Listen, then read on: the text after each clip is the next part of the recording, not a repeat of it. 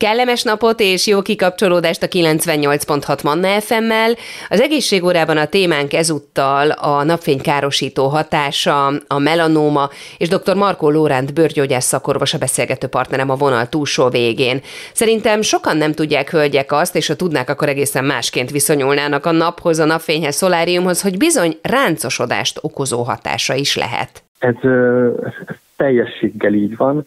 Amikor fiatal voltam és tanultam a bőrgyógyászatot, nekem személy szerint nagyon érdekes volt azt megtapasztalni, amikor az osztályra bejött néhány idős nénike, és ezek a nénikék még használtak fejkendőt, és az egész életüket kint a földeken töltötték el, és egyéb bőrbetegség miatt bejöttek hozzánk, és amikor ott feküdtek az ágyban, nyilván nem viselték már a fejkendőiket, és nagyon érdekes volt, hogy a fejkendővel letakart bőrfelületük, az gyönyörű, hófehér, selymes, gyakorlatilag teljesen ránctalan volt, míg a fejkendő előtti terület, az pedig megöregedett, ráncos, nagyon gyakran pigmentfoltokkal és egyéb bőrhibákkal tarkított.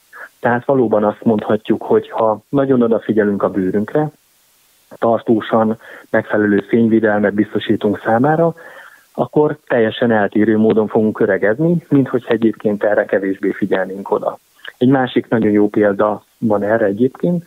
Amerikában voltak ilyen vizsgálatok, ikervizsgálatok, hogy egyszerre született gyermekeket követtek végig egész életükön át, és a ikerpár egyik tagja egy nagyvárosi környezetben volt, irodai munkát végzett, míg a másik pedig egy mezőgazdasági környezetben dolgozott kint a napon, és készült róluk felvétel a 20-as évei környékén, meg az 50 éves koruk környékén, és a 20-as években a képen körülbelül hasonlóan néztek ki, ugye egy petéjűek voltak, míg az 50-es év körüli képen készültek alapján legalább egy minimum 5, akár több év különbség is mutatkozott a két felvétel között. Annyit öregített a napfény azon a páciensen, aki nagyon sokat ki volt éve a napfény sugárzásának.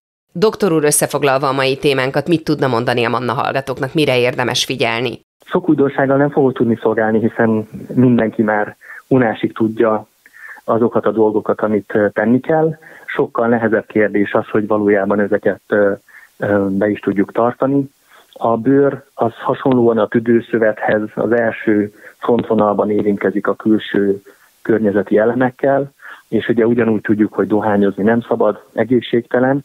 Ez már egyre jobban beszivárog a köztudatban, hogy ne károsítsuk a tüdőnket, és hasonlóképpen a bőr az UV-sugárzással találkozik elsőként, ez ellen védi a bőrünket, és én azt tudnám tanácsolni, hogy egy észszerű kompromisszumot kell mindig kötni abban a tekintetben, hogy mekkora mennyiségű UV-sugárzásnak tesszük ki a bőrünket. Tehát az, amikor lepirosodik, leég, az már valószínűleg mondható, hogy biztosan káros hatású, és leggyakrabban, hogyha tehetjük, és hosszú távon szeretnénk, hogy fiatal és üde legyen a bőrünk, akkor pedig valóban érdemes fényvédő készítményeket használni.